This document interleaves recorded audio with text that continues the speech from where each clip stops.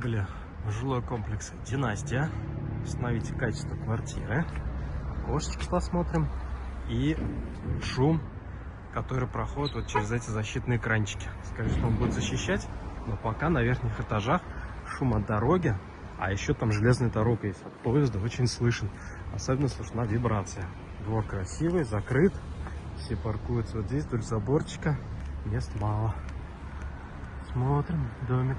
Поднимаемся, старый подъезд. Выглядит симпатично. Запах только странный. Может, от ремонта. Защиту от протечек поставили, да? Это правильно. Я тоже поставил себе. Потому что протекает реально. А тут вот это Нептун поставили или что это у вас? Да.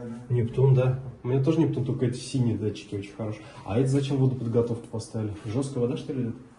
Ты на всякие грязь просто соседи жалуются. Чтобы просто грязь улавливать. Вот это, ты посудомойкой. Ну да, чтобы не засорялось. Не, хорошо, вообще классно сделали. Слушайте, интересно. Вот эту вещь ставьте обязательно. Нептун, если вода где-то протечет из крана, из-под унитаза. Вот здесь вот будет водичка.